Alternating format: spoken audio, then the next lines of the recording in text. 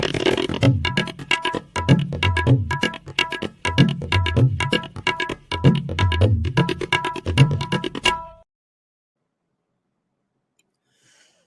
दर्शकों को नमस्कार।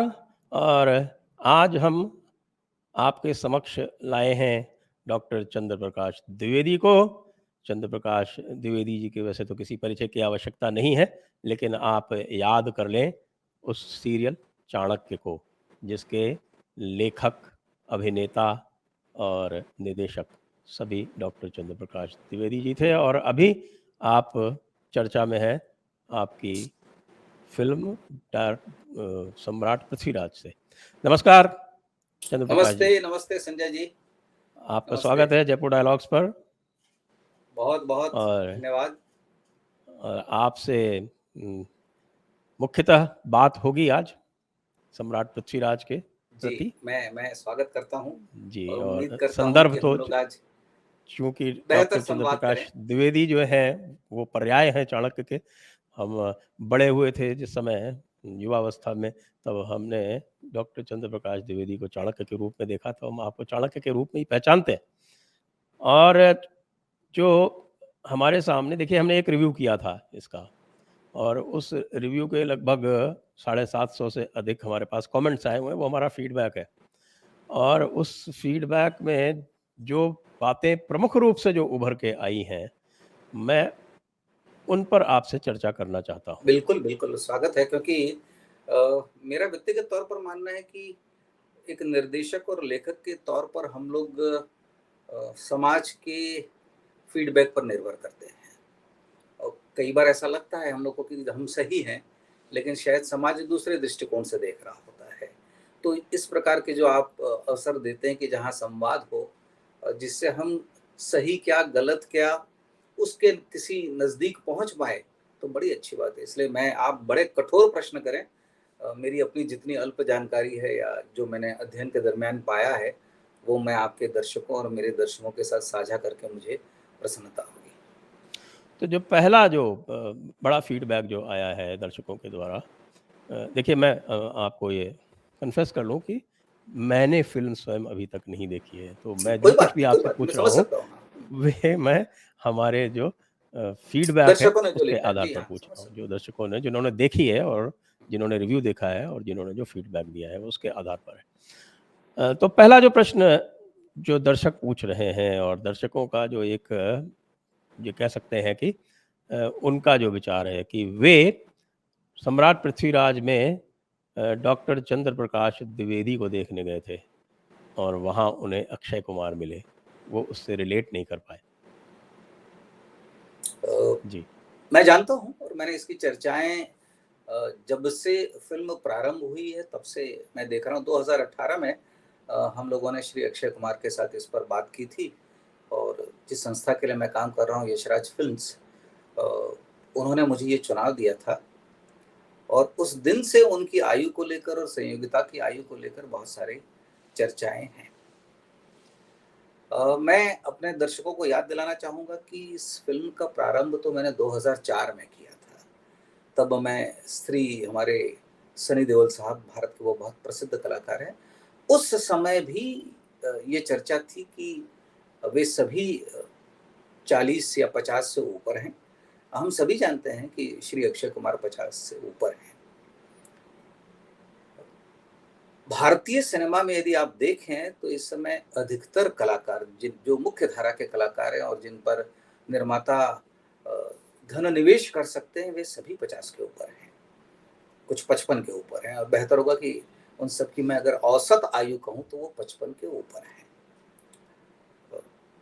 ऐसा माना जाता है कि वे दर्शकों को टिकट खिड़की तक ले आते हैं, पर्दे तक ले आते हैं, इसलिए जो भी धन निवेश करता है वो चाहता है कि इस तरह का अभिनेता हो, वो आए।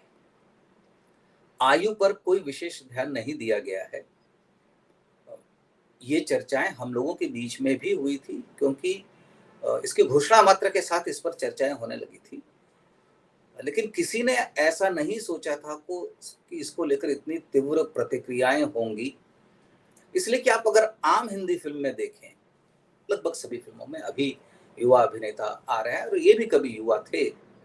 आप देखें तो आम तौर पर हमारे नायक और हमारी अभिनेत्री नायिका की आयु में सदैव बहुत अंतर रहा है और ये अंतर सिर्फ हिंदी सिनेमा तक सीमित नहीं है, ये दक्षिण के सिनेमा में भी, जिसको मैं भारतीय सिनेमा कहता हूँ, उसमें भी उतना ही बड़ा है। आप वहाँ के जिन्हें हम बहुत बड़े सितारे कह सकते हैं, जो विश्व प्रसिद्ध हैं, यदि आप उनकी आयु और उनमें काम करने वाली तारिकाओं की, नायिकाओं की, अभिनेत्रियों की आयु देखें, तो लगभग इससे भी अनुपात में वो ज़्यादा है। मैं नाम लेना ठीक नहीं समझता क्योंकि मैं किसी के संदर्भ में कोई टिप्पणी नहीं करना चाहता। आपने कहा है और मैं इस बात को स्वीकार करता हूँ, लेकिन हमने कभी इस बात का हम लोग को अंदाजा ही नहीं था कि दर्शकों की इसको लेकर इतनी तीव्र प्रतिक्रिया होगी। मैं समझता हूँ कि समाज हमेशा बदलता रहता है, दर्शकों की अभिरुचि बदलती रहती है। दर्शकों का हम सम्मान करते हैं क्योंकि उनके अभिप्राय और उनके मत के आधार पर जो परिवर्तन हम लोग कर सकते हैं, वो हर फ़िल्म मेकर उससे एक नई बात सीखता है। श्री अक्षय कुमार वो भी इस बात से परिचित हैं और आपको जानकर आश्चर्य होगा कि हाल में ही मैंने उनके हितैषी होने के नाते उन्हें इस बात के लिए सचेत भी किया था कि विश्व का सिनेमा बदल रहा है और ख़ास तौर पर पैंडेमिक के दौरान हमारे देश के दर्शकों ने और विश्व के दर्शकों ने श्रेष्ठ काम दुनिया का देखा है, इसलिए हमें ज़्यादा सजग होने की ज़रूरत है। तो मैं दर्शकों के इस निर्णय को कि यदि वे हम लोगों के इस निर्णय से असंतुष्ट थे, क्योंकि आयु के बारे में मैं कुछ नहीं कर सकता था और दूसरी बात मैं आपको एक पूरी विनम्रता के साथ बताना चाहूँगा कि जब तक एक बड़ा अभिनेता आपकी कहानी के लिए हाँ नहीं कहता है, तब तक वो फ़िल्म नहीं बनती है। संजय जी, ये इस हमारे समय की और हिंदी फ़िल्म इंडस्ट्री की सच्चाई है। मुझसे ज़्यादा प्रतिभावान लेखक हैं, निर्देशक हैं और उनके पास मुझसे ज़्यादा श्रेष्ठ कहानियाँ हैं। लेकिन वे फ़िल्म नहीं बना पाते हैं इसलिए कि जब तक एक बहुत बड़ा कलाकार हाँ नहीं कहता है और इन कलाकारों के चुनाव अपने निजी कारणों से होते हैं। उनके अपने कारण होते हैं, उसमें कई कारण ये होते हैं कि वो कितनी बड़ी फ़िल्म कर रहे हैं, उनका पारिश्रमिक क्या है, कौन-सा वो निर्माता है या निर्माण गृह है, जो उन्हें आखिरी जनता तक, आखिरी दर्शक तक ले जाएगा। इसलिए इन सारी बातों के निर्णय में रचनात्मकता सबसे अंत में होती है। ये सभी जानते हैं और ये मुझे कहने में कोई शर्म नहीं है। इसमें जो प्रारंभिक निर्णय होते हैं, वो प्रतिभा के अतिरिक्त वो कौन-सा व्यक्ति है जो इस व्यवसाय को समर्थन दे सकता है। तो इस आधार पर हम लोग निर्णय करते हैं। मैं कुछ ऐसे कलाकारों के पास भी गया था, जो अक्षय की आयु के लगभग हैं, शायद अधिकतर बड़े ही हैं, जो ऐसा माना जाता है कि वो अक्षय से भी ज़्यादा उनकी बाज़ार पर पकड़ है, पर वे इस कहानी को करने के लिए उनमें कोई बहुत उत्साह नहीं दिखा। ज़ाहिर-सी बात है, जिसमें उत्साह होता है वही करेगा। युवाओं के बारे में मैं ये कहना चाहूँगा कि युवाओं में बड़ी प्रतिभा है, लेकिन ऐसा हम लोग को महसूस हो रहा था और ख़ास तौर पर ये निर्णय निर्माता का होता है कि क्या इतनी महँगी फ़िल्म हम किसी युवा कलाकार के साथ बना पाएँगे? और क्या युवा कलाकार दर्शकों को थिएटर तक, पर्दे तक ले आ पाएगा? ये 2018 की सोच है। इन 4 वर्षों में बहुत सारे परिवर्तन हो गए। मुझे लगता है कि इस बात से जो बहुत ही संवेदनशील निर्माता हैं और निर्देशक हैं, वो सोचना शुरू करेंगे। पर मैं ये स्वीकार करता हूँ, लेकिन मैं साथ में ये भी कहना चाहूँगा कि ये भारत में कोई नई घटना नहीं है कि जहाँ आपके मुख्य नायक और मुख्य नायिका की आयु में अंतर है और शायद इससे बड़े अंतर से भी आप अभी हाल में ही देखेंगे, इसके पहले देख चुके हैं, इसके बाद देखेंगे, पूर्व में देखेंगे, पश्चिम में देखेंगे, इससे कोई अछूता नहीं रहा है। वैसे मैं ये कहूँ कि जो मैंने कहा कि लोग डॉक्टर चंद्र प्रकाश द्विवेदी को देखने गए थे, उन्हें अक्षय कुमार मिले, तो मैंने इसको एक अलंकार के रूप में कहा था। इसमें नहीं, नहीं, कोई आयु बात से मेरा अभिप्राय नहीं था नहीं था। और वो इसलिए भी मैं कह रहा हूँ कि सम्राट पृथ्वीराज के नाम से लोग देखने गए थे एक उदात्त वीर रस को और उन्हें जो रस मिला, वो श्रृंगार रस मिला। और जब वीर रस में अक्षय कुमार का जहाँ पर भी टेस्ट हुआ, वहाँ पर वो असफल दिखे। यह लोगों का मंतव्य है। अब मैं इस पर थोड़ी-सी विस्तार से बात करूँगा। पूरे रासो जिसके आधार पर मैंने ये फ़िल्म बनाई है, उसमें कई युद्धों का वर्णन है। रासो स्वयं 7 युद्धों का वर्णन करता है। ज़ाहिर-सी बात है वो सारे के सारे युद्ध नहीं दिखाए जा सकते। पर मैं इस पर नहीं ठहरता हूँ, मैं आपको नाट्यशास्त्र पे ले जाता हूँ। जब नाट्यशास्त्र की रचना हुई उसके कारण आप जानते भी हैं, आपने पढ़ा भी है। मैं जी पहले हाँ, जी हाँ। अध्याय की बात करता हूँ। हमने डॉक्टर भरत गुप्त के साथ उस पे एपिसोड जी, भी जी, किए जी। हैं हाँ, चूँकि भरत नाट्यशास्त्र गुप्त पे। हम लोग एक साथ संस्था में काम करते थे। जी। नाट्यशास्त्र के पहले अध्याय में जहाँ नाट्य की उत्पत्ति की कथा है, उसमें भगवान ब्रह्मा ने पहली बार नाट्य लिखा, देवासुर संग्राम, अमृत मंथन या समुद्र मंथन जिसके नाम से हम जानते हैं। उस नाटक में क्या-क्या विशेष बातें रखी गई आपको जानकर कोई हैरानी नहीं होगी कि पहले नाटक में सभी पुरुष पात्र थे। जी और हाँ, जी हाँ। भगवान ने मुझे जब ज्ञात है। जी हाँ, पहली बार उसका मंचन देखा तो उन्होंने कहा इसमें रस नहीं है। और पहली बार 24 अप्सराएँ भरत मुनि को दी गई कि इनको लेकर फिर से नाटक किया जाए। इसका जो भाष्यकार लोग कहते हैं कि रस उत्पत्ति के लिए अभिनेत्रियां जो बहुत सुंदर हो, अप्सराओं से सुंदर हो, वो आवश्यक है। परंतु उसके बाद जो बड़ी बात कहते हैं कि क्यों इसमें धर्म हो, अर्थ हो, काम हो, श्रृंगार नाट्य का एक अभिन्न अंग है। श्रृंगार और काम हमारे जीवन का अभिन्न अंग है।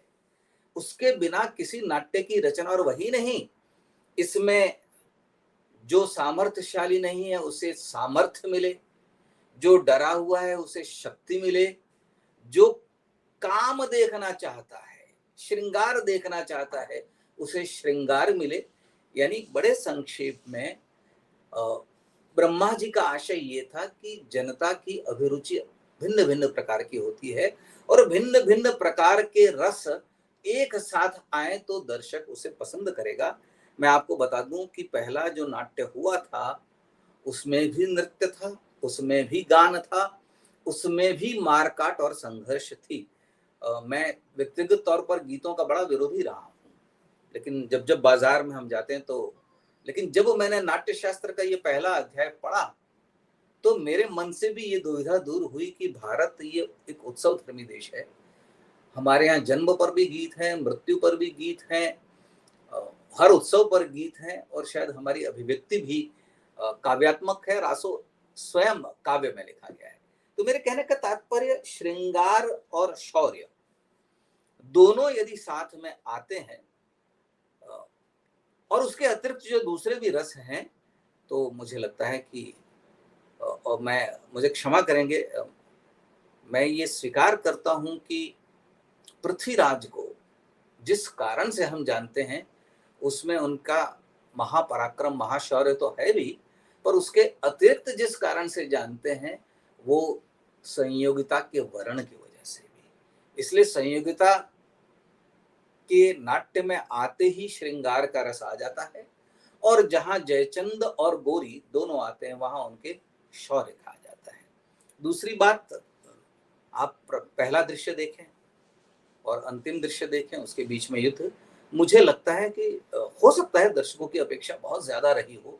दूसरी बात मैं कि ये भी कहता हूं कि शौर्य को दिखाने के अलग अलग रास्ते हो सकते हैं। हम लोगों ने ये निश्चय किया था एक दल के हिसाब से कि हम अतिरेक नहीं करेंगे। जो अतिरेक करते हैं उस पर मुझे कोई आपत्ति नहीं है। हर निर्देशक का अपना एक दृष्टिकोण होता है। एक मुक्का मारने से कई लोग 20 फीट दूर जाके गिरते हैं, एक तलवार चला दी तो उसके साथ हजारों लोगों की मृत्यु हो जाती है। हम इस प्रकार का कोई मंचन नहीं करना चाहते थे। तो हो सकता है आपके दर्शकों को ऐसा लगा हो कि उन्होंने श्रृंगार देखा है, लेकिन मैं कहूँगा कि श्रृंगार ये हमारे जीवन का अहम भाव है और पृथ्वीराज के जीवन में भी श्रृंगार रहा है। वही नहीं, आप कालिदास का साहित्य पढ़ लें तो कालिदास जाने ही जाते हैं श्रृंगार के लिए। गीत गोविंद आप पढ़ लें तो राधा और कृष्ण के श्रृंगार की ही कहानी है। आप कुमार संभव पढ़ लें तो उसका पूरा 8वां सर्ग आप देखें तो वो भगवान शिव और देवी पार्वती के श्रृंगार। भारत ने कभी भी श्रृंगार से परहेज नहीं किया है। हमारी जितनी काम कथाएं हैं, एक पुस्तक है काम कथा, उसमें श्रृंगार को ही लेकर, और मैं तो ये कहता हूं कि कामो ही यज्ञो प्रथमो, मैंने कहीं पढ़ा था कि काम प्रथम यज्ञ है। रचनाकार जिसने भी सृष्टि की रचना की है उसके मन में पहला विचार श्रृंगार आया, काम आया, इसीलिए पूरी सृष्टि की रचना हुई। बृहदारण्यकोपनिषद आप जानते हैं संजय जी, यहीं से प्रारंभ होता है।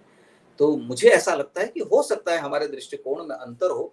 मैं अपने दर्शकों का ध्यान अमर चित्र कथा की ओर ले जाना चाहूंगा, जो हमारे भारत जी। के बच्चे और भारत के बाहर भी जो हमारा समाज रहता है उनके बच्चे पढ़ते हैं। उसमें कौन सी कथा है?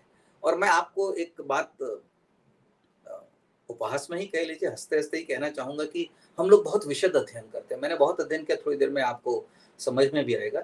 लेकिन अंततः हमारे दर्शक ये कहते हैं कि हमें अमर चित्र कथा की कहानी सुना, इसलिए कि उनको विस्तार, जिसको हम डिटेल कहते हैं, मैं कई बार कहता हूं कि ईश्वर आपके डिटेल में है, लेकिन हमारे दर्शक को वो देखना नहीं होता। आप चाणक्य जानते हैं, उस पर मैंने बहुत मेहनत की थी, लेकिन वो दर्शकों तक कैसे पहुंचा, आज भले ही उसकी चर्चा होती है, लेकिन उस समय भी वो उतने बड़े दर्शकों तक नहीं गया था। धीरे धीरे समाज ने उसको स्वीकार किया। इसमें भी आपको जानकर हैरानी होगी कि किस तरह के डिटेल को ध्यान रखने की कोशिश की थी। वो जब आपका प्रश्न आएगा तो मैं उसका उत्तर दूंगा, पर मेरा ये मानना है कि हम लोगों ने श्रृंगार और शौर्य दोनों को साथ में रखने का प्रयत्न किया था। हो सकता है दर्शकों ने उसमें श्रृंगार ज्यादा देख लिया हो और शौर्य उन्हें कम दिखा, लेकिन फिर भी मैं ये यही मानता बात हूँ जो महापराक्रम लोगों ने इसमें देखा होगा। मैं कई बार कहता हूँ कि एक युग का पराक्रम हो और एक क्षण का पराक्रम हो, जो इतिहास बदल देता है वो पराक्रम सबसे बड़ा है। तो ये कहाँ तक ठीक है मैं ये दर्शकों पर छोड़ता हूँ कि हम कितने विस्तार और कितने घंटों तक देखते हैं, महत्व का नहीं है।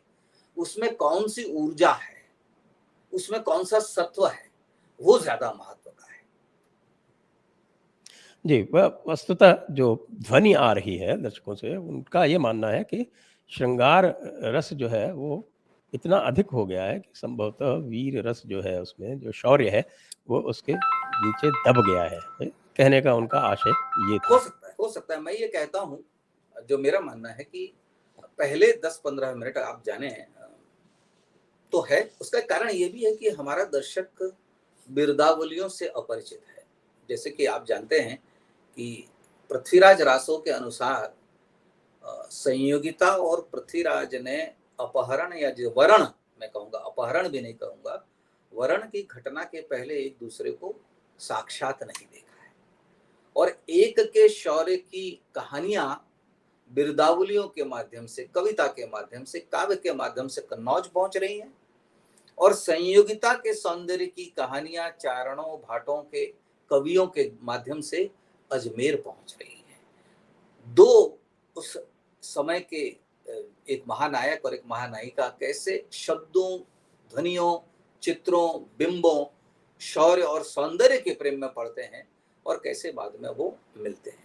इसलिए मुझे लगता है ये भूमिका कहीं ना कहीं, क्या होता है कई बार संजय जी, दोनों अगर एक साथ मिले हों तब तो काम बड़ा आसान हो जाता है, लेकिन दोनों जब मिले ही नहीं है तो हो सकता है उसको विस्तार देने की हम लोगों ने कोशिश की कि कैसे काव्य। आपने पहले ही देखा होगा कि संयोगिता को जब हम पहली बार दिखाते हैं, हम दिखाते हैं कि संयोगिता पृथ्वीराज के शौर्य की बिरदावली सुन रही है, और यहाँ से किस प्रकार से वो पत्र अजमेर भेजती है। दोनों के बीच में बहुत दूरी है, तो ये आवश्यक था। और इसका एक कारण ये भी है कि लोगों के मन में ये रहा होगा कि युद्ध युद्ध युद्ध, आप जानते हैं कि युद्धों को लेकर बड़ा मतभेद है। जब आप इसके टेक्स्ट पर आएंगे, रासो स्वयं कहते हैं 7, हमारे जो इतिहासकार हैं जो यूनिवर्सिटीज में पढ़ाते हैं वो कहते हैं 2, 1191 और 1192।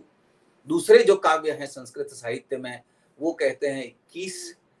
तो ये हो सकता है, मैं दर्शकों को ये नहीं कहूंगा कि उनका जो ऑब्जर्वेशन है या जो उनका निरीक्षण है वो गलत है।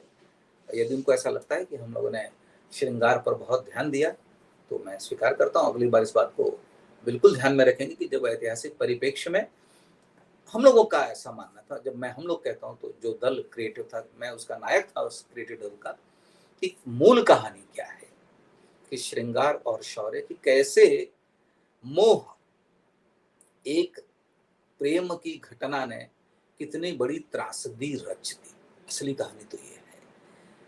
और अगर आप पहले भी देखें तो वो भी श्रृंगार से प्रारंभ होता है कि मोहम्मद गोरी की प्रेयसी चित्ररेखा, जी चित्ररेखा, ये चंद बरदाई ने ही लिखा है। चित्ररेखा मोहम्मद गोरी के ही एक भाई मीर हुसैन के साथ भागने का संकल्प लेती है और भाग जाती है। अब भाई मीर हुसैन की समस्या है कि वो शरण कहाँ ले। उसे लगता है कि हिंदुस्तान में कोई उसे शरण दे सकता है तो वो पृथ्वीराज। तो इस कहानी का प्रारंभ भी श्रृंगार से है। श्रृंगार में एक दुर्घटना हो रही है, दो भाई आपस में लड़ रहे हैं, और यहाँ हमारा जो नायक है, आप उसको भी देखते हैं कि उसके भी जीवन में श्रृंगार है, इसलिए वो प्रेम के महत्व को समझता है। इसलिए उसका एक संवाद है कि क्या इश्क गुनाह है, क्या प्रेम अपराध है। तो और मुझे बताइए, आज जो हम फिल्में देखते हैं, मैं इसकी तुलना वर्तमान और इतिहास से नहीं करता हूँ। श्रृंगार सबसे पहला भाव है जो लोगों को पसंद आता है। हो सकता है उनकी पृथ्वीराज से दूसरी अपेक्षाएं रही होंगी, लेकिन संजय जी, ईमानदारी से निकट भविष्य में, निकट अतीत में जो भी फिल्में आई हैं इतिहास को लेकर, मुझे बताइए उसका मूल भाव श्रृंगार है। मैं नाम नहीं लेता हूँ, लेकिन अगर आप देख लें, चाहे वो दक्षिण भारत से जो फिल्म आई है उसमें भी श्रृंगार की अधिकता है, और श्रृंगार के साथ उसका शौर्य जो है वो अद्भुत है। अद्भुत। मैं यथार्थ में रहता हूँ, मैं अद्भुत रस की कल्पना मुझे नहीं आता है। हाल में जो फिल्में आई हैं जो बहुत चर्चित भी हुई या जिन पर बहुत विवाद भी हुआ, उनमें भी श्रृंगार प्रमुख है, लेकिन मुझे ऐसा लगता है कि एक हिंदू चरित्र के आने से, केंद्र में आने से खास तौर पर, और जिसका संघर्ष मोहम्मद गोरी के साथ होने से, कुछ राजनीतिक चश्मों से इस कहानी को देखा जा रहा है। उस वजह से कई बार हम उन सारी चीजों को ढूंढते हैं जिन्हें हम लगातार देखते आ रहे हैं। ये बात हो सकती है, लोगों के मत ऐक्य नहीं होते हैं, अलग अलग मत होते हैं, लेकिन ये आपका मानना जो है ये सही नहीं है कि लोगों को चाणक्य के बारे में जानकारी। मैं नाम ले लेता हूँ, जब चूंकि मैं आपको निश्चित रूप से बता सकता हूँ कि जितने लोगों के कमेंट्स आए हैं उसने सबने चाणक्य देखी, और इसलिए या जोधा अकबर, उसका आधार ही प्रेम है। और ना, ये भी कहते हैं कि जोधा नहीं है। मेरा प्रश्न दूसरा है, मेरा प्रश्न एक मिनट मुझे दें। मुझे जो आपने कहा था ना कि लोगों ने चाणक्य नहीं देखी है, चाणक्य सभी ने देखी है, और डॉक्टर चंद्र प्रकाश द्विवेदी की चाणक्य कोविड समय में यदि किसी से छूट गई होगी तो उसने निश्चित रूप से देख ली है। तो मुझे लगता है कि आपसे कहीं इस विश्लेषण में थोड़ी सी चूक हुई है कि लोग जब आएंगे तो उसमें चाणक्य का प्रतिबिंब ढूंढने का प्रयास करेंगे। वो प्रतिबिंब जब उनको नहीं मिलता है तो वो वहीं से उनकी निराशा का आरंभ होता है, क्योंकि उसका स्क्रिप्ट भी आपने लिखा था, वो कथा भी आपकी थी, वो अभिनय भी आपका था, वो निर्देशन भी आपका था, भाषा भी आपकी थी। यहाँ उनको न तो वो स्क्रिप्ट मिलता है, न वो भाषा मिलती है, और न उस प्रकार का अभिनय में चरित्र चित्रण मिलता है।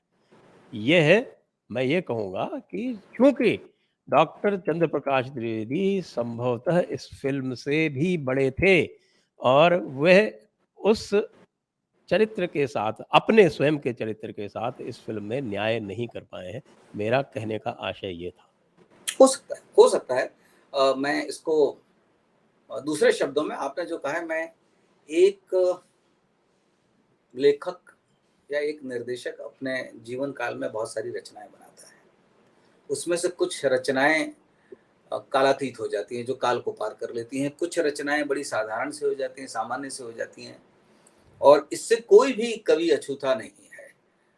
मैं ये नहीं मानता हूँ, मैं इन शब्दों का इस्तेमाल कर उनसे अपनी तुलना नहीं करना चाहता कि गोस्वामी जी की कई रचनाएं हैं, लेकिन हम रामचरितमानस को श्रेष्ठ मानते हैं। हमारे महाकवि कवि कुलगुरु जिसको माना जाता है, कालिदास की कई रचनाएं हैं, लेकिन आप देखें तो उसका प्रारंभ श्रृंगार से होता है, ऋतु संहार से होता है, और श्रेष्ठ माना जाता है उनका अभिज्ञान शाकुंतलम, उसमें भी श्रृंगार है। खैर, परंतु मैं ये कहता हूँ कि अगर दर्शकों को कुछ और देखना था तो मैं उनसे क्षमा चाहूँगा कि मैं पृथ्वीराज जो ले गया था श्री आदित्य चोपड़ा के पास, वो यही था, परंतु वो बिल्कुल निराश न हो। मेरी रचनात्मक ऊर्जा भी खत्म नहीं है हुई। वो अपनी शुभकामनाएं दें तो भविष्य में वो बड़े चाणक्य को भी देखेंगे, वो भारत के गौरव की, जिसे कभी कभी मैं हिंदू गौरव भी कहता हूँ, वो कहानियां भी देखेंगे। और इससे मैं कई तरह के बोध, अभी आपके प्रश्न आएंगे जो मैं चाहता हूँ उत्तर दूं, लेकिन हो सकता है इससे मैं कई प्रकार के बोध भी। जी, तो अब हम बात कर लेते हैं थोड़ी सी स्क्रिप्ट की। और इस स्क्रिप्ट में लोगों का भाषा को लेकर बहुत अधिक ऑब्जेक्शन, एतराज़ है। और उनका ये मानना है कि ये एक पीरियड फ़िल्म है। इसका चित्रांकन जो है आप 12वीं शताब्दी में कर रहे हैं। 12वीं शताब्दी में यहाँ पर फ़ारसी का किसी भी प्रकार से कोई प्रवेश नहीं था, उर्दू तो तब तक बनी भी नहीं थी। तो लोग आपसे यह अपेक्षा करते थे कि जो आपने भाषा की शुद्धता जिस प्रकार की जिस चाणक्य में रखी थी, तो उस प्रकार की भाषा की शुद्धता की अपेक्षा रखते थे। और यहाँ पर जो शब्दावली का उपयोग आया है, जैसे एक छोटा-सा उदाहरण जो बार-बार लोग कह रहे हैं, क्योंकि हम जयपुर डायलॉग्स पे लगातार इस पर आपत्ति करते रहे कि अच्छा, भई ये ठीक जो है। शब्द है, शहीद है जैसे, हाँ। शब्द है शहीद। तो शहीद का इस्लाम में एक विशेष अर्थ है। संभवतः लोग पहले नहीं समझते होंगे, लेकिन इंटरनेट के माध्यम से, हमारे जैसे चैनल्स के माध्यम से लोग अब उसको समझने लगे। तो लोग अब उस पर आपत्ति करते हैं कि आपने आप शहादत क्यों उपयोग में ला रहे हैं वीर गति के स्थान पर? आप उसको बलिदानी के स्थान पर शहीद क्यों कह रहे हैं? इस प्रकार की आपत्तियाँ हो सकता है 3-4 वर्ष पूर्व, 5 वर्ष पूर्व ना आती हों, लेकिन अब आती हैं। तो वो हो सकता है कि आपके ध्यान में ना रहा हो कि ये जो इंटरनेट रिवॉल्यूशन आया है पिछले 3-4 साल का, वो आपके दृष्टि में ना आया हो।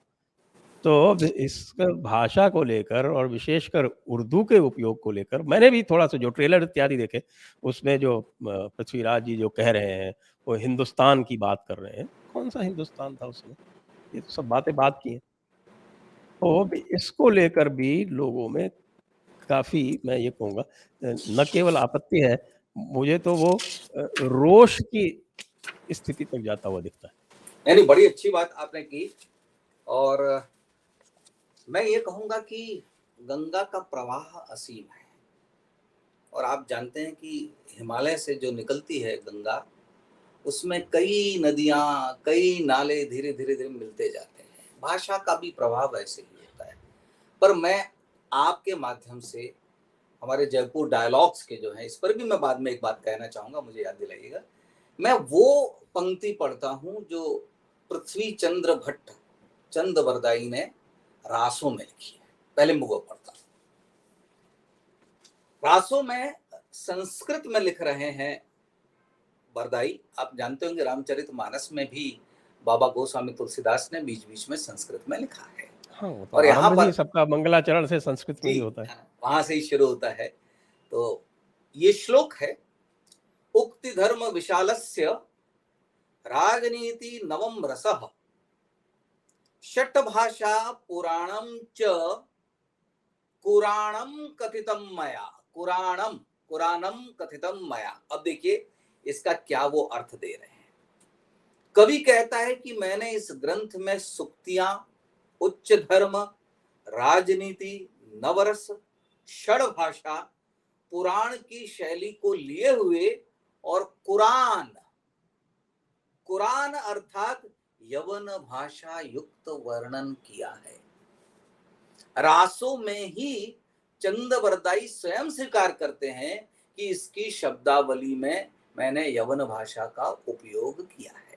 अब मैं इसको एक बार एक और रखता हूं, और आपके कारण मुझे ये अवसर मिला कि मैं जरा एक बार देखूं कि उर्दू, खड़ी बोली और हिंदी को लेकर क्या कहा है। आप भी जानते हैं संजय जी, आप बड़े विद्वान हैं देश के, हिंदी ही पर्शियन शब्द है। वो तो है, जिस हिंदी का मैं हम मानता हूं। गौरव करते हैं वो पर्शियन शब्द है महाराज। अब मैं तो जरा कहता पहले हूँ कि खड़ी हिंदी जो बोली के है बारे में ये मुझे थोड़ा नवीनतम समय भाषा दीजिएगा, है। भले ही आप मेरे 5 घंटे लें, लेकिन मैं जी। चाहता हूं कि भाषा का एक इतिहास होता है, भाषा का एक प्रवाह होता है। इसके लिए किसी भी रचना को दंड मत दें। मैं गोस्वामी जी पर भी आऊंगा। ये मैं खड़ी बोली पर बात कर रहा हूं। जी। खड़ी से खरी का अर्थ लगाया जाता है, अर्थात शुद्ध अथवा ठेठ हिंदी बोली। उस समय जबकि हिंदुस्तान में अरबी, फारसी या हिंदुस्तानी शब्द मिश्रित उर्दू भाषा का चलन था, या अवधी या ब्रज भाषा का, ठेठ या शुद्ध हिंदी का चलन नहीं था। अब ये देखते हैं कि शुद्ध ठेठ खड़ी बोली भारत में कब से आई। तो भारतेंदु हरिश्चंद्र के बाद से आई, उसके पहले से हाँ, कहाँ से? एग्जैक्टली। लगभग 18वीं शताब्दी के आरंभ के समय कुछ हिंदी गद्यकारों ने ठेठ हिंदी बोली में लिखना शुरू किया। इसी ठेठ 18वीं की हिंदी जल्दी को कह रहे हैं, खड़ी वो हिंदी वो भी या अभी खड़ी अभी हिंदी जल्दी कहा हो गया है। जाएगा अब। शुद्ध अथवा ठेठ हिंदी बोलना या उस भाषा को उस समय साहित्यकारों द्वारा खड़ी या खरी बोलने के नाम से संबोधित किया। अब मैं सिर्फ आपके लिए मैंने ये काम किया है। मैं चाहता हूं आप मुझे बिल्कुल समय देंगे अपना। जी। अब इसी में आगे वो लिख रहे हैं, जिस समय मुसलमान इस देश में आकर बस गए, उस समय उन्हें यहाँ की कोई एक भाषा को ग्रहण करने की आवश्यकता हुई। मुसलमानों के लिए सामने ये प्रश्न था कि वो भारत में आए हैं, वो किसी एक भाषा को भारत की ग्रहण करें। वे प्रायः दिल्ली और उसके पूर्वी प्रांतों में ही अधिकता से बसे थे। ब्रज भाषा तथा अवधी भाषाएं क्लिष्ट होने के कारण वे अपना नहीं सकते थे, इसलिए उन्होंने मेरठ और उसके आसपास की बोली ग्रहण की और उसका नाम खड़ी बोली रखा। खड़ी बोली, जो इस लेखक का कहना है, वो मानना है कि जो भारत के बाहर से आए, इसी खड़ी बोली में से धीरे धीरे फारसी और अरबी शब्द मिलाते गए, जिससे अंत में वर्तमान हिंदू भाषा की सृष्टि हुई। और देखिए, विक्रमी संवत 14वीं शताब्दी के पहल अमीर खुसरो, अब मैं इसको छोड़ देता हूं और थोड़ा और आगे चला जाता हूं। मजेदार ये ऑब्जर्वेशन है। कुछ विद्वानों का मत है कि मुसलमानों के द्वारा ही खड़ी बोली अस्तित्व में लाई गई। ये एक मत है, इसको आप डिस्प्यूट कर सकते हैं, डिबेट कर सकते हैं। कुछ विद्वानों का मत है कि मुसलमानों के द्वारा ही खड़ी बोली अस्तित्व में लाई गई और उसका मूल रूप उर्दू है। जिस हम ठेठ या शुद्ध हिंदी की बात करते हैं, उसका मूल रूप उर्दू है, ये हिंदी के विद्वान कहते हैं। मैं इसके आगे चलता हूं। जिससे आधुनिक हिंदी की भाषा अरबी फारसी शब्दों को निकालकर गढ़ ली गई। सुप्रसिद्ध भाषा शास्त्री डॉक्टर ग्रियसर्न के अनुसार खड़ी बोली अंग्रेजों की देन है। अब मैं इसको छोड़ देता हूं और जिस पर मैं अपनी बात यहां समाप्त करूंगा। उर्दू कोई स्वतंत्र भाषा नहीं, उर्दू कोई स्वतंत्र भाषा नहीं, बल्कि खड़ी बोली की ही एक शैली मात्र है, जिसमें फारसी और अरबी के शब्दों की अधिकता पाई जाती है तथा जो फारसी लिपि में लिखी जाती है। ये मैं इसको एक और रख देता हूं। अब मैं जरा उर्दू भाषा में जो विकिपीडिया पर मिलता है उसके लिए 2-4 पंक्तियां आपके लिए पढ़ता हूं। भाषा विज्ञान के आधार पर हिंदी और उर्दू एक ही भाषा है। ये मैं नहीं कह रहा हूं, ये भाषा वैज्ञानिक कहते हैं। उर्दू भाषा हिंद आर्य भाषा है। इसका जन्म भारत में हुआ है, इसका जन्म हिंद में हुआ है, इसलिए उर्दू भाषा हिंद आर्य भाषा है। उर्दू भाषा की हिंदुस्तानी भाषा की एक मानकीकृत रूप मानी जाती है। उर्दू में संस्कृत के तत्सम शब्द न्यून हैं और अरबी, फारसी और संस्कृत के तद्भव शब्द अधिक हैं। और जरा 1-2 मुझे पंक्तियां दीजिए। उर्दू शब्द मूलतः तुर्की भाषा का शब्द है। इसका अर्थ शाही शिविर या खेमा है। तुर्कों के साथ यह शब्द भारत में आया। और एक मजेदार बात मैं आपको बता रहा हूं संजय जी, मोहम्मद हुसैन आजाद उर्दू की उत्पत्ति ब्रज भाषा से मानते हैं। ये हमारे दर्शकों के लिए, शायद कई विद्वान दर्शकों को ये पता होगा, जिनको नहीं होगा। मोहम्मद हुसैन आजाद उर्दू की उत्पत्ति ब्रज भाषा से मानते हैं। आबे हयात में वे लिखते हैं कि हमारी जबान ब्रज भाषा से निकली है। तो आप, जैसा मैं आपसे निवेदन करना चाहता हूं कि उर्दू को हम क्यों वो भाषा समझते हैं कि ये विदेशी भाषा है। मैंने आपको बताया कि कैसे चंद बरदाई स्वयं लिखते हैं कि मैंने यवन भाषा, जिसमें बहुत सारे फारसी शब्द हैं। और मैं एक मजेदार बात आपको कह के कुछ शब्द आपको बताऊंगा, आपको आनंद आएगा। ये मनोरंजन के लिए हम आप हर दिन बात करते हैं, मैं कभी कभी आपसे अवसर मिलता है। गोस्वामी तुलसीदास, जिसे हम हिंदी का अंतिम महाकाव्य मानते हैं, रामचरितमानस, भगवान श्री राम का वर्णन करने के लिए वे संस्कृत में स्वयं समर्थ थे। परंतु जब गोस्वामी जी ने भगवान श्री राम के वर्णन का निर्णय किया तो उन्होंने भाषा वो चुनी जो जनता की थी। अवधी, भोजपुरी, कई लोग कहते हैं उस भाषा को लेकर भी, उस बोली को लेकर भी लोगों में मत मतांतर है कि क्या वो शुद्ध अवधी है, उसमें कितना भोजपुरी है। परंतु बाबा ने क्या किया? बाबा ने संस्कृत के विद्वानों से विरोध मोल लेकर भी अवधी में जन भाषा में अपनी बात कही। रामायण भारत की हर भाषा में लिखी गई। और वही नहीं, बाबा ने उसमें उर्दू, फारसी, अरबी, पंजाबी, मारवाड़ी, ये शब्द भी उन्होंने ग्रहण किए। अगर दूसरे शब्दों में मैं कहूं तो बाबा ने हिंदी साहित्य में अनेक प्रकार के वे शब्द उसका परिचय करा। और वही नहीं, बाबा ने शब्दों को मारा, तोड़ा, मोड़ा भावनाओं को व्यक्त करने के लिए। और वे लिखते हैं गरीब निवाज राम, ये शब्द गोस्वामी तुलसीदास जी का है। वे लिखते हैं साहिब, साहिब पर्शियन शब्द है। सरकार, राम दरबार, दरबार शब्द कहां से आया? आज हम सब अपने घरों में भगवान श्री राम की तस्वीर रखते हैं। और मैं एक बात कहता हूं और उसके बाद मैं इस पर आऊंगा। संजय जी, कभी किसी ने इस बात पर विचार किया है कि भारत या हिंदू संस्कृति, हिंदू सभ्यता किस प्रकार से समावेशी है, वो सबको लेकर चलती है? उसका मैं आपको एक उदाहरण देता हूं, शायद आपको आश्चर्य होगा। और मैं चाहता हूं कि आपके दर्शक इस पर फिर से विचार करें। हमारे देवियों के चित्र में भारत में राजा रवि वर्मा के बाद जितनी भी हिंदू देवियों के चित्र बने हैं, उसमें नाक में नेजल ऑर्नामेंट कहां से आया? नथनी जिसको हम कहते हैं, जो आप पृथ्वीराज के पहले कई फिल्मों में बड़ी बड़ी नथनियां देख चुके हैं, ये कहां से आया? मैं आपको और दर्शकों के सामने बड़ी विनम्रता से निवेदन करता हूं, नेजल ऑर्नामेंट, नथनी, ये भारत की हिंदू परंपरा का है ही नहीं। चलिए मैं आपको बताता हूं, आपने पूरे चाणक्य में देखा होगा कहीं मैंने नथनी का प्रयोग नहीं किया। उसका कारण ये है कि भारत में नथनी प्राचीन भारत से लेके जब तक मैं पृथ्वीराज के काल में आता हूं, उसमें उसका प्रयोग नहीं हुआ है। उदाहरण कहां से मैं देता हूं? सबसे पहले नागार्जुन कोंडा के शिल्प में मंदिरों की दीवार पर जो चित्र मिलते हैं, उसमें एक अरब कपल दिखाया गया है और उसमें नथनी का इस्तेमाल है। आपके बहुत सारे विद्वान कहेंगे डॉक्टर साहब क्या बात कर रहे हैं, नथनी तो हमारी हिंदू संस्कृति का मुख्य हिस्सा है जो हमारी देवियों की तस्वीरों में है। परंतु मैं आपको बताना चाहूंगा कि आप वाल्मीकि रामायण पढ़िए।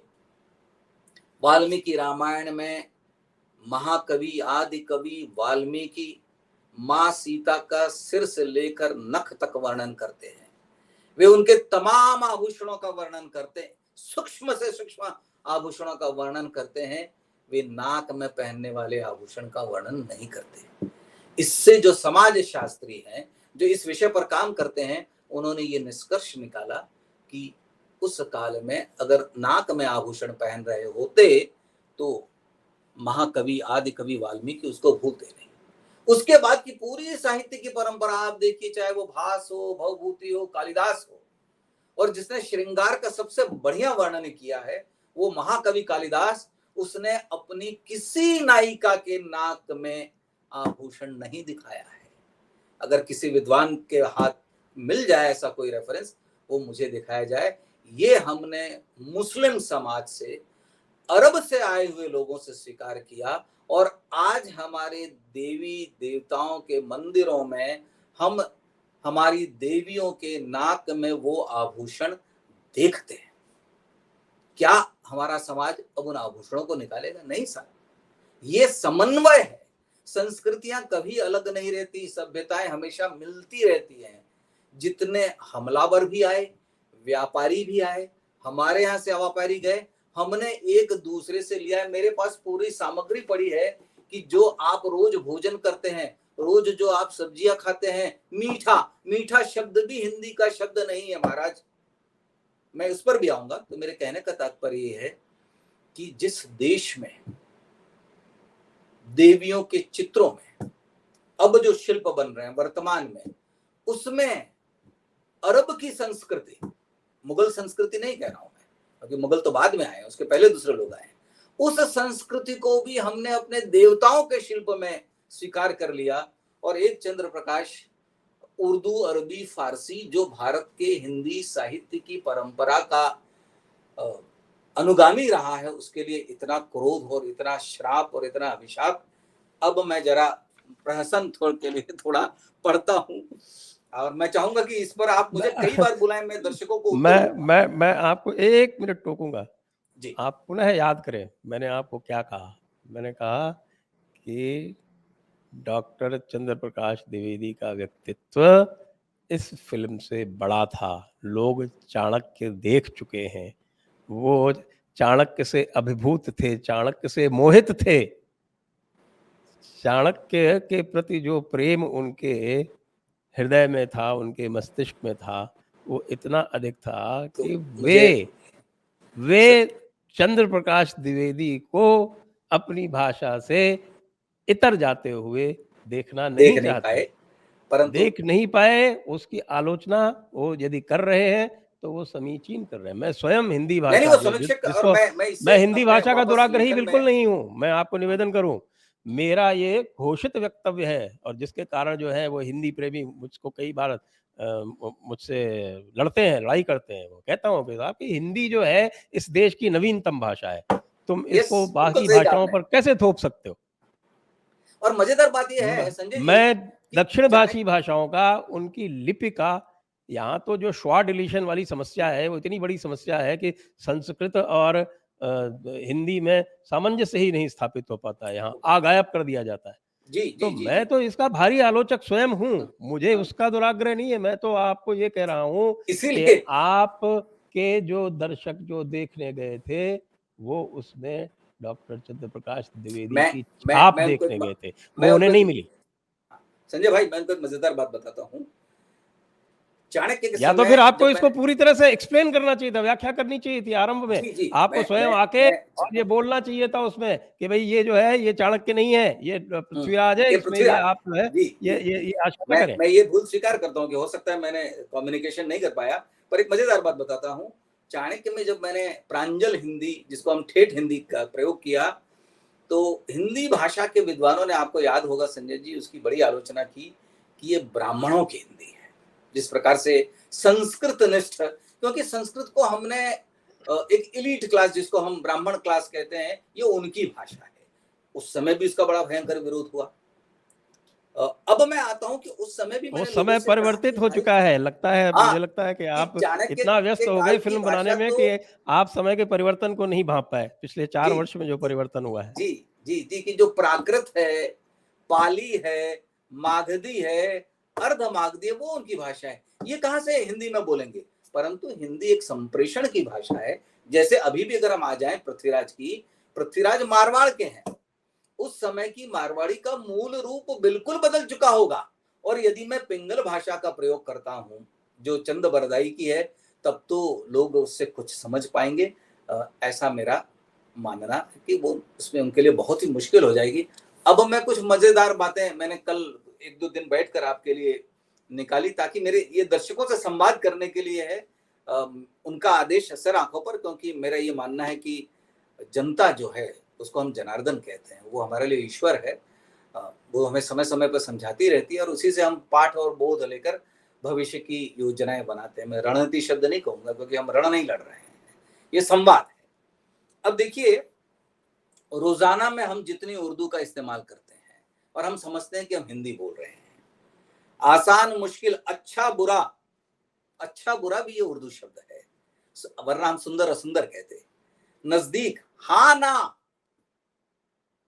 स्वीकार अस्वीकार नहीं कह रहे हैं, हर दिन हाँ ना चल दिन भर चल रहा होता है, ये भी उर्दू का शब्द है। जाना आना, आगच्छ गच्छ नहीं कह रहे हैं हम, जाना आना, ये भी उर्दू का शब्द है। हंसना, बनाना, चाहना, देखना, पश्य नहीं कहते हैं, देखो पश्य, बार बार कृष्ण अर्जुन को संस्कृत में कहते हैं महाभारत की भूमि पे पश्य पश्य, और वही पाली में हो जाता है पस्स पस्स। और आगे आइए, छोटा बड़ा, खूबसूरत बदसूरत, साल, साल मुबारक। आज गुजरात में आप देखें कि दिवाली के दूसरे दिन साल मुबारक कहते हैं, साल ये उर्दू का शब्द है, मुबारक ये भी विदेशी शब्द है। आज, आज भी उर्दू का शब्द है, वरना हमको वर्तमान करना पड़ेगा। कल, ये भी उर्दू का शब्द है। घंटा, कितने घंटे हुए, ये भी उर्दू का शब्द है। मंगल, बुध, 1 2 3 4 5 6, उर्दू भी जो है वो हम, ये सब उर्दू के शब्द है। और रुकिए रुकिए रुकिए रुकिए, अजीब अजीब खूबसूरत एजाज, ये मैं छोड़ देता हूं। सस्ता, पानी, हम जल नहीं कहते हैं, नीर कहते हैं, जो हमारी रोज की जरूरत, वो पानी भी उर्दू का। हवा, जो हम सांस लेते हैं, वो भी हिंदी का शब्द नहीं, फिर हमें वायु कहना पड़ेगा। और रुकिए, काफी, वाइन, बियर, अल्कोहल, मछली, मत्स्य नहीं कहते हम, हर दिन हमारे जो भी मछली खाने वाले मत्स्य भक्षी भाई बहन हैं, वो हर दिन मछली कहते हैं, जो कि वो मत्स्य, आप भी जानते हैं। सलाद, रोटी, रोटी उर्दू का शब्द है संस्कृत में, और आप ठेठ हिंदी में जाएंगे तो वो हो जाएगी रोटिका। रोटी भी भारत के मूल की है या विदेशी है, इसको लेकर मतभेद है। मीठा, मधुरम, मिष्ठान्न, तो मिष्ठ कहेंगे हम, मीठा ये भी उर्दू का शब्द है। नाश्ता उर्दू का शब्द है। नमक, हमारा अगर खाने में नमक कम हो जाए तो हम लोग परेशान हो उठते हैं, वो नमक भी उर्दू का शब्द है। शक्कर, शर्करा, ये देखिए भाषा का प्रवाह होते होते वो कैसे बदल गई। मिर्च, ये भी उर्दू का शब्द है। अब मजेदार बात, अंगों में हम कहाँ उर्दू इस्तेमाल कर रहे हैं। सर उर्दू का शब्द है। बाल, केश उर्दू का शब्द है। गर्दन, ग्रीवा उर्दू का शब्द है। सीना, वक्षस्थल उर्दू का शब्द है। उंगली उर्दू का शब्द है। पांव, मुझे लगता है चेहरा, इसे यदि आप फारसी कहे तो अधिक उचित होगा, ये उर्दू का शब्द नहीं है, विदेशी है। और आगे चलिए, विदेशी तो है, ये उर्दू नहीं है, क्योंकि उर्दू तो बाद में बनी है, प्राकृत और आपके प्राकृत के व्याकरण लेके और फारसी के शब्दावली लेकर उर्दू बनी है। और देखिए मतलब ये सब मैंने निकाल के रखे, और इसमें कोई बहुत मेहनत।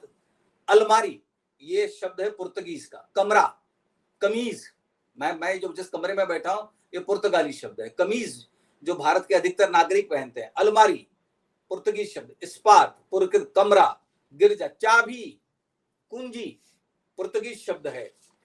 और देखिए अरबिक ओरिजिन के, देखिए अक्सर, अजनबी, अमीर, अर्ज, आदाब, अनेक, इलाज, इस्तेमाल, ईमान, करीब, उम्र, खबर, किताब। थोड़ा सा विषयांतर कर ले हम। हाँ बस बिल्कुल, मैं हट जाता हूँ इससे। मेरे कहने का तात्पर्य मैं इसलिए भी कह रहा हूँ, आपने क्या श्रीकांत तालागेरी को पढ़ा है? किसको? श्रीकांत तालागेरी जी को। नहीं, मैंने नहीं पढ़ा। जिन्होंने ऋग्वेद से लेकर और आज तक की पूरी जो लिंग्विस्टिक्स की स्टडी की है, और उन्होंने जो आपकी फारसी के जो शब्द हैं, उनका सबका उद्गम जो है वो ऋग्वेद की भाषा से दिखाया है। तो यदि फारसी यहाँ वापस घूम कर आ गई, उसमें भी कोई बात नहीं है। समस्या कहाँ आती है? समस्या मैं आपको बता, मैं आपको समस्या बता रहा हूँ, समस्या कहाँ आती है। समस्या इसलिए आती है कि उर्दू को मुसलमानों ने, विशेषकर मुस्लिम लीग ने विभाजन के समय उर्दू को उन्होंने एक धर्म विशेष की भाषा बनाकर उसको प्रोजेक्ट किया। और न केवल उसको धर्म विशेष की भाषा बनाकर प्रोजेक्ट किया कि जब उन्होंने नज़रियाए पाकिस्तान बनाया तो उस नज़रियाए पाकिस्तान में जो उन्होंने एक यूनिफ़ॉर्मिटी जिसको एब्राहमिक यूनिफ़ॉर्मिटी हम मान सकते हैं, उसको जब प्रोजेक्ट किया वहाँ पर, तब उन्होंने वहाँ पर जो उनकी स्थानीय भाषाएँ थे, उनका भी दमन करके और वहाँ पर उर्दू को थोपा जाके, जिसको जो आज भी उनको सालती है कि उनकी जो भाषाएँ थी पंजाबी, सिंधी, बलोची और पश्तो, उनको दमन करके, यानी कि आप ये देखिए कि पंजाब की असेंबली में वहाँ पर आप पंजाबी नहीं बोल सकते, सिंध की असेंबली में सिंधी नहीं बोल सकते। तो ये जो कुचक्र इन्होंने किया उसको एक धर्म विशेष की, मज़हब विशेष की जब भाषा बनाया, तो उसकी प्रतिक्रिया होना स्वाभाविक था। और अब यहाँ पर जो एक कुचक्र हुए हैं जिस प्रकार के पिछले 50 साल में, 70 साल में, और जिस प्रकार से इस गंगा-जमुनी तहज़ीब के नाम पर एक जिसको मैं लगातार अशराफ मौलाना मुल्ला मौलाना वर्ग कहता हूँ, अशराफ मुल्ला मौलाना वर्ग, उसने जो है वो धीरे-धीरे बॉलीवुड को उर्दू वुड बनाना आरंभ किया है। उसके ऊपर हम कई सारे वो कर चुके हैं। तो उर्दू के प्रति एक प्रतिक्रिया है, यह आपको मानना पड़ेगा, और वो कारण मैं जो है आपकी बॉलीवुड इंडस्ट्री के कारण ही है। नहीं, तो मैं ये कहता हूँ कि आप इसका पाठ बॉलीवुड को पढ़ाइए। मैंने तो जो मैंने ठीक समझा, अब मैं आपको मज़ेदार बात आपको बताता लोग हूँ। बॉलीवुड से ऊपर मानते हैं, आप क्यों नहीं समझ रहे इसको? मैं तो ये कहता हूँ ये मेरी धरोहर है। ये भाषा मेरी धरोहर है, जो मेरे संविधान ने 22 भाषाओं में एक रखी है। ठीक ये वही बात हुई कि आज हड़प्पा और मोहनजोदाड़ो हमारे पड़ोसी देश में अपनी सभ्यता के तौर पर पढ़ाई जाती है, जो वास्तव में हमारी सभ्यता है। मैं ये नहीं कहता हूं कि इस देश के गैर हिंदू इस देश के नागरिक नहीं है, ये देश उनका भी उतना है। ये वो समस्या है कि हम हमारे पड़ोसी मुल्क के कुछ कारणों की वजह से हम उर्दू को दंड न दें। उर्दू हमारी भाषा है। मैं ये कहूंगा कि let us reclaim our history. अगर आप कल उर्दू को पढ़ कोई लेते हैं? पड़ोसी देश में कहता है कि उर्दू हमारी भाषा है, उसको ये बताया जाए कि नहीं भाई, इसका जन्म भारत में हुआ। आप उर्दू पढ़ लेते हैं? मैं उर्दू बिल्कुल नहीं पढ़ पाता हूँ। मैं मैं पढ़ स्क्रिप्ट लेता नहीं हूँ। जानता हूँ। मैं पढ़ लेता हूँ, इसलिए मेरा अधिकार उर्दू के बारे में हाँ। बोलने के लिए आपसे है। और संजय जी, आप तो जानते हैं हमारे जो पंजाबी भाई बंधु हैं, सिख हैं, आजादी के पहले सभी वहां उर्दू में ही लिखते थे। अभी भी हमारे कई जो मैं गीतकार हैं। जानता हूँ, मैं इनके बीच में पड़ा हुआ जी हूँ। जी। मैंने जो है कई सारे ग्रुप्स बनाए हैं, लेकिन उसके बाद जब इनकी धर्मांधता देखी है, तब उसके विद्रोह में मैं स्वयं खड़ा हुआ। अच्छा, और मजेदार बात ये इसके देखिए, कारण। एक एक बार को हम मान भी लें कि हम इसको एक धर्म विशेष या एक समुदाय विशेष के साथ जोड़ते हैं, लेकिन यही आक्रोश, इंग्लिश को मैं मासी कहता हूं, लेकिन यही आक्रोश हमें कॉलोनियल भाषा के प्रति नहीं है। हमारे मैं मेरी बेटी अंग्रेजी माध्यम में पढ़ी है, मेरे पिता संस्कृत के प्रोफेसर थे। यदि मुझ में भाषा का यदि कोई संस्कार है तो, लेकिन मजेदार बात मैं संजय जी आपको बताता हूँ, मेरे पिता ने भी ये निर्णय किया कि मैं अपने बच्चों को संस्कृत नहीं पढ़ाऊंगा। क्योंकि उन्होंने अपने आंखों के सामने संस्कृत की दुर्दशा देखी थी।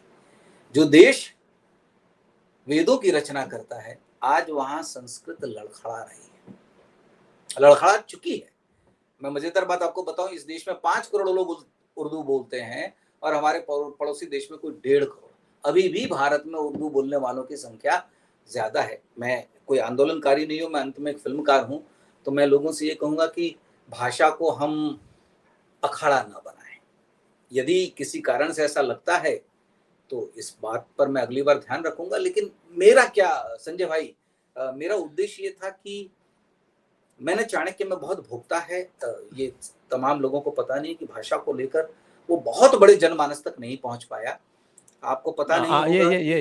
ये आपका मत जो है, इससे मैं विनम्रता से असहमति व्यक्त करता हूँ। मैं उसका कारण आपका जो बताता हूँ। चाणक्य जितने लोगों तक पहुँचा है, वो मुझे नहीं लगता भार कि उसका आप मैं अनुमान लगा पा रहे हैं। मैं आपको बताता हूँ, उसकी स्पॉन्सरशिप विड्रॉ कर ली गई थी। वो उस हम समय लोग की का बात है। स्पॉन्सर, हाँ, उस समय ये आपकी वो रचना 1991। जो है, ये वो हाँ, आप इसको कालजयी रचना माने, मैं उसको कालजयी रचना मानता मैं हूँ। बड़ा तो खुश हूँ वो कि एक चलिए मैंने, कालजयी रचना है, इसलिए कई बार ऐसा होता है कि एक व्यक्ति जो है, जैसे हमारे श्रीलाल शुक्ल जी थे, उन्होंने राग दरबारी लिखी या और उसके चंद्रधर उसके शर्मा बाद गुलेरी।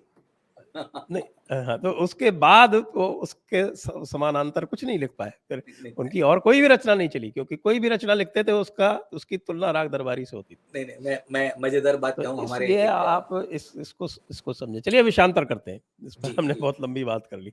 मैं अ, आपको एक मज़ेदार बात बताता हूँ, आत्म प्रशंसा में बताता हूँ, आत्म प्रशंसा आत्महत्या होती है, लेकिन फिर भी आपके साथ शेयर करूँगा क्योंकि फिर कभी मौका ना मिलेगा। स्वर्गीय अनिल दवे जी जो हमारे राज्यसभा के सदस्य थे और पर्यावरण मंत्री थे, वो कुछ वर्षों पहले मुझे भोपाल में मिले और एक सार्वजनिक सभा में उन्होंने कहा कि भाई देखो तुमको जो काम करना था वो तुमने कर लिया है, चाणक्य बना लिया है। बोले गंगा पर उन्होंने मुझे काका कालेलकर की एक कविता सुनाई कि गंगा को काका कालेलकर संबोधित करते हैं कि गंगा तुमने कितने बड़े-बड़े पराक्रम किए, तुमने भगीरथ को भगीरथ बना दिया, तुमने भीष्म को जन्म दिया, लेकिन तुमने सिर्फ एक ही काम किया होता कि भीष्म को जन्म दिया होता तो भी तुम्हारी कीर्ति अक्षुण्ण रहती। तो उन्होंने मुझे कहा कि चंद्र प्रकाश तुमने अपना काम कर लिया है, तो बस आपका भी वही आशय है। तो मैं पहले तो आपका आभारी हूँ कि आप मेरे काम की सराहना करते हैं और उम्मीद है कि मैं लोकमानस में जीवित रहूँगा, परंतु भाषा के आपके दर्शकों की, आपके पाठकों की बात को मैं ध्यान में रखूँगा। परंतु मेरा उनसे एक निवेदन है कि भाषा को रुका हुआ पानी ना समझें, ये हमेशा इसमें अंग्रेजी के शब्द भी आ गए हैं। दूसरी बात, आज हम अभिभावक के तौर पर, माता-पिता के तौर पर अपने बच्चों को किस पाठशाला में पढ़ा रहे हैं? अंग्रेजी की पाठशाला में पढ़ा रहे हैं। हमारा सारा ज्ञान, विज्ञान अगर आप देखें, मेडिकल साइंस हम अंग्रेजी में पढ़ते हैं। मैंने तो उसके लिए आंदोलन आपने देखा होगा कि मैंने कई मंचों पे कहा है कि अब समय आ गया है कि हम हिंदी में उसको पढ़ाना या मातृभाषा में, हिंदी ही क्यों, बंगाली इसको बंगाली में पढ़ सकता है, तमिलियन हमारे देश का उसको तमिलियन में पढ़ सकता है। तो मुझे लगता है कि समय वो है कि हम उर्दू को किसी एक धर्म, संप्रदाय, जाति से न जोड़ें, उर्दू को भारत से जोड़ें। ये मेरी व्यक्तिगत आकांक्षा है, बाकी तो हर व्यक्ति अपने निर्णय के लिए स्वतंत्र है।